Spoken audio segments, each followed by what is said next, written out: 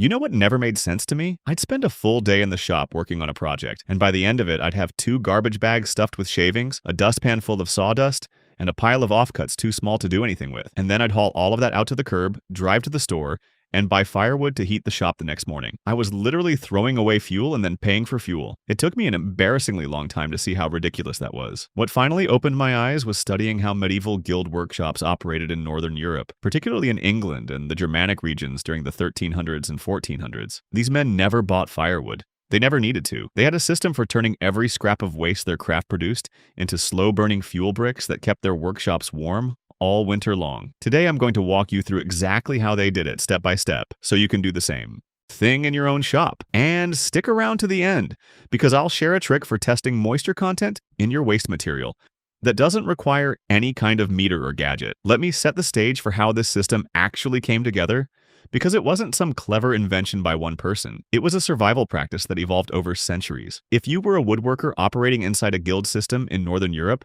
between roughly 1250 and 1550, your workshop was your livelihood and often your home. Guild halls and attached workshops were typically stone or timber-framed buildings with packed earth or flagstone floors and large open hearths or early chimney systems. Winters in places like the Rhineland, the Low Countries, and central England were brutal. We're talking weeks of temperatures hovering around freezing or well below, and you had to keep working through all of it because guild contracts didn't pause for weather. Now here's what made these craftsmen different from most people heating their homes in that era. A farmer or a merchant had to go out and gather or buy cordwood. A woodworker was already generating enormous quantities of combustible material every single day just by doing his job. Oak shavings from hand planing, beech dust from boring mortises, elm offcuts from shaping wheel fellows, ash scraps from turning chair legs, lime shavings from carving. Every species that came through the shop produced waste, and none of it was actually waste. The philosophical shift here is important. These craftsmen did not see a pile of shavings as something to be disposed of. They saw it as a raw material that hadn't been processed into its final form yet. The shaving's final form was heat. Once you understand that mindset, everything else I'm about to show you makes perfect sense. The first thing they did, and this is where most of us would never think to start, is they sorted their waste by type. Not just hardwood versus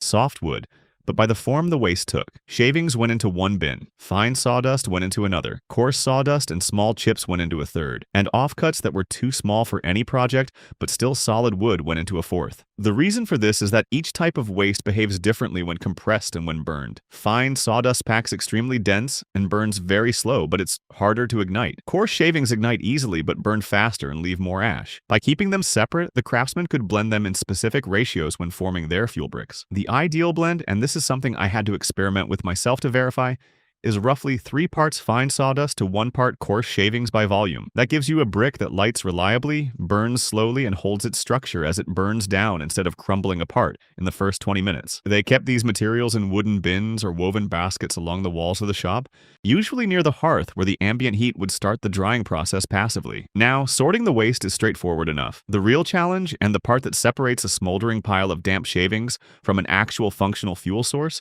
is moisture. This is the step that most people skip when they try making fuel bricks today, and it's exactly why their results are disappointing. Fresh shavings coming off a hand plane can have a moisture content anywhere from 20 to 40%, depending on the species and how long the stock has been seasoning. Green oak shavings might be closer to 45%. You cannot compress wet shavings into a brick and expect it to burn well. It will smolder, produce enormous amounts of smoke, and give you maybe a third of the heat output you should be getting. Medieval craftsmen understood this intuitively because they worked with green and air-dried timber constantly.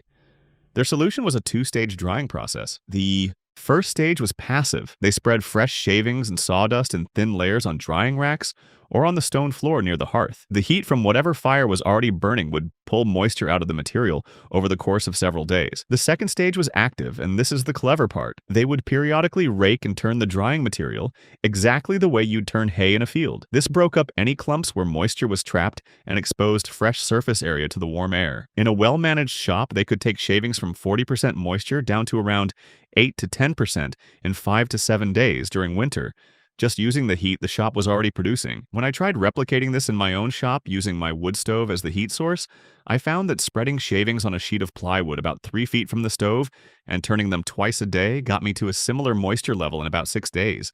You want the material to feel Completely dry to the touch and to snap or crumble when you squeeze a handful, not compress into a damp ball. By the way, if you are enjoying learning about these old world methods, I put together something I think you will really appreciate. It is called The Lost Workshop, and it is a complete guide to hand tool woodworking the way medieval craftsmen actually did it. 156 pages, 17 chapters, 33 illustrations, techniques like the ones we are covering today, and a whole lot more. You can grab your copy by scanning the QR code on screen, or just use the first link in the description. All right, let us keep going. Once your material is properly dried, you need a way to compress it into a brick that holds together. The medieval form was simple but effective. They built rectangular molds from hardwood, typically oak or beech, with interior dimensions of roughly 8 inches long by 4 inches wide by 3 inches deep. The bottom of the mold was a loose-fitting block that acted as a piston. You'd fill the mold with your blended sawdust and shavings, place a matching block on top, and then apply pressure. In the guild workshops, they used a lever press,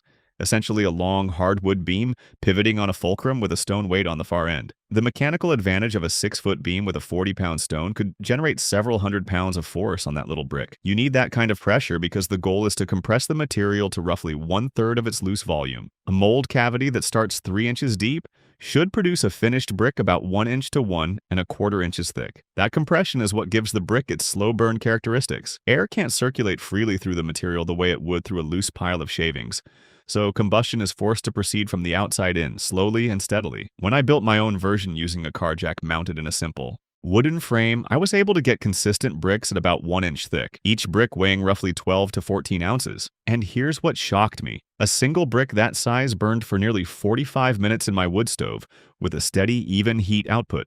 4 or 5 of those bricks together gave me a solid 2.5 to 3 hours of heat. Now, compression alone won't always hold a brick together, especially if your sawdust is very fine or if you're using a species that doesn't have much natural resin. This is where medieval craftsmen used binding agents, and their options were surprisingly effective. Just local clay mixed with water to a thin, creamy consistency. They would add roughly 1 cup of clay slip per 4 cups of dry sawdust blend, mix it thoroughly by hand, and then compress it in the mold. The clayite served 2 purposes. It gave the brick structural integrity so it wouldn't crumble when handled, and it slightly slowed the burn rate even further. Another binder they used was wheat paste, a simple cooked mixture of flour and water. About 2 tablespoons of flour cooked into 1 cup of water, cooled, then mixed into the sawdust. This was more common in workshop regions where clay wasn't readily available. A third option, and this one is specific to shops working with a lot of conifer species like Scots pine, was to rely on the natural resin in the wood itself. Pine sawdust and shavings already contain enough pitch that when compressed firmly, they'll hold together without any additional binder at all. I've tested all 3 approaches. Clay slip produces the most durable brick and the cleanest burn. Wheat paste works well but can attract insects if bricks are stored in a damp location. And pure pine bricks hold together fine but burn hotter and faster than hardwood bricks, so they're better for starting a fire than sustaining one. After pressing, the bricks need to cure. You can't burn them immediately. Medieval craftsmen stacked their freshly pressed bricks in a crosshatch pattern, like a loose log cabin, so air could circulate freely around every surface. They stored them in a dry area of the shop, or in a covered lean-to outside. Curing time depended on the binder used and the ambient conditions, but generally they allowed 7 to 14 days before burning. With clay slip binder, you want a full 2 weeks because the clay needs to dry completely, or it will cause the brick to crack and pop in the fire. With wheat paste, 10 days is usually sufficient. With no binder, you can sometimes burn them after just 5 to 7 days if the base material was already well dried. Storage was critical. These bricks absorb moisture readily, so they had to be kept under cover and off the ground. The craftsmen typically stacked them on wooden pallets or shelving against an interior wall. A productive guild workshop generating waste from 3 or 4 craftsmen working daily could produce anywhere from 20 to 40 bricks per week during the active season, building up a supply of several hundred bricks well before the first hard frost. Here's where the whole system comes together. Burning strategy. Medieval craftsmen didn't just toss bricks into the fire randomly. They had a deliberate approach to managing heat throughout the workday. The morning fire was started with loose shavings and small offcuts, the quick igniting material that gets a flame going fast. Once the fire was established, they would add 2 or 3 compressed bricks and partially close the draft on the hearth or chimney. This shifted the fire from a fast, hot flame to a slow, steady, radiant heat that could last the entire morning work session. Around midday, they'd add another 2 or 3 bricks. By late afternoon, they'd bank the fire with 1 or 2 more bricks and close the draft further, letting the coals burn down slowly overnight so there were still live embers the next morning to restart the cycle. One detail that really struck me when I started doing this in my own shop is how much more even the heat is compared to cordwood. A regular firewood log burns hot and fast,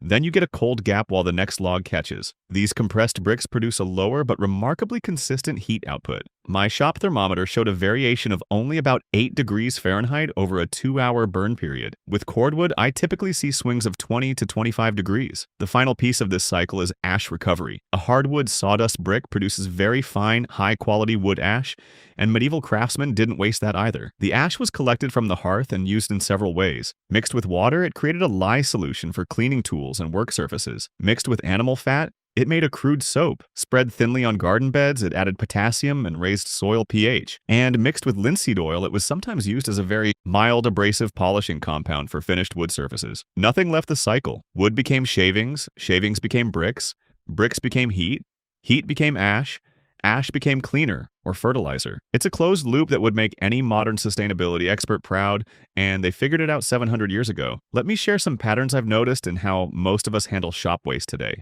because I was guilty of every single one of these for decades. The first pattern is treating sawdust and shavings as a disposal problem. We bag it up, haul it out, and sometimes even pay for waste removal. Medieval craftsmen would have been baffled by this. To them, that material was already sorted by species and ready for processing. It just hadn't been compressed yet. The second pattern is heating the shop with purchased fuel while sitting in a room full of combustible material. I ran the numbers on my own shop one winter. I spent about $320 on firewood over 5 months. During that same period, I threw away enough sawdust and shavings to produce roughly 400 fuel bricks, which would have covered about 70% of my heating needs. I was paying to remove the solution to a problem I was also paying to solve. The third pattern is only thinking about waste management at cleanup time. In the guild system, waste sorting happened continuously throughout the workday. Every craftsman had bins within arm's reach, and waste went into the right bin the moment it was created. This made the compression and drying process dramatically more efficient, because nothing needed to be resorted later. The fourth pattern is relying entirely on a dust collection system and never touching the waste again. Modern dust collection is wonderful for air quality, but every bag of material that system collects is potential fuel sitting right there waiting to be used. Now for the bonus tip I mentioned at the beginning. This is a way to test whether your shavings and sawdust are dry enough for brick making without needing a moisture meter. Take a small handful of your material, roughly what would fit in a golf ball, and squeeze it as tightly as you can in your fist for 10 seconds. Then open your hand. If the ball holds its shape for a moment and then slowly crumbles apart when you tap it, your material is in the ideal range, around 8 to 12% moisture. If it holds its shape firmly and doesn't crumble, it's still too wet. If it won't form a ball at all and just falls apart immediately in your hand, it's actually over-dried, which can make binding more difficult. You want that sweet spot where it briefly holds under compression, but has no real structural strength on its own. I learned this test from a description in a 1930s British account of a country workshop that was still using these exact medieval methods. The old woodworker who ran that shop had never used a moisture meter in his life. He said his hand told him everything he needed to know, and after testing his method against my pin meter about 30 times, I can tell you he was right within 2% accuracy nearly every time. One more thing before I let you go. I spent a long time gathering the best traditional woodworking methods I've come across,